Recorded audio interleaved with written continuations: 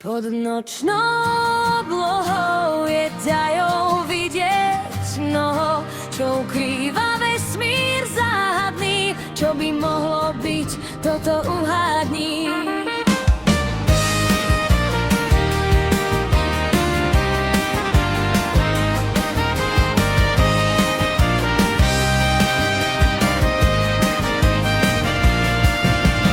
Meteorit dopadol na zeme, gulu zhora spadol na zem alebo do mora.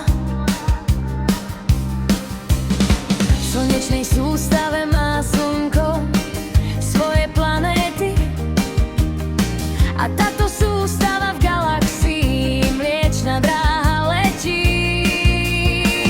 Galaxia môže mať rozličné tvary, ako hociako alebo ako špirála, elipsa sa tvári. Pod nočnou oblohou je tajou vidieť mnoho, čo ukrýva vesmír záhadný. Čo by mohlo byť, toto uhádni. Hviezda môže jasne svietiť, môže mladá a malá byť, ako trpaslík alebo veľká ako obor. A vieš vo vesmíre, kto bol?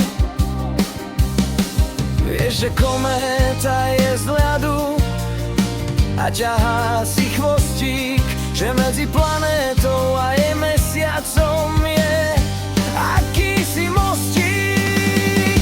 Pod nočnou oblohou je tajou vidieť mnoho, čo ukrýva vesmír záhadný. Čo by mohlo byť, toto uhádni. Planéta je farebná guľa, čo sa okolo hviezdy gúľa, a mesiac okolo planéty krúži, lebo blízko pri nej byť túži. Hmoviny sú z vesmírneho prachu tvorené, môžu byť rôznymi farbami zdobené.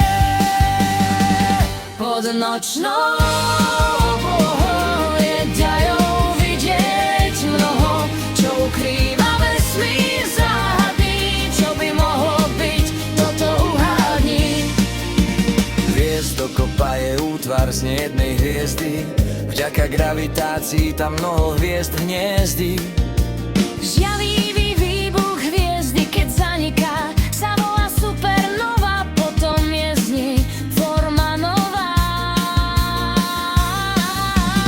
Zvyčajne čierna diera, ktorá je veľmi hustá a pohlcuje svoje okolie ako hladné ústa.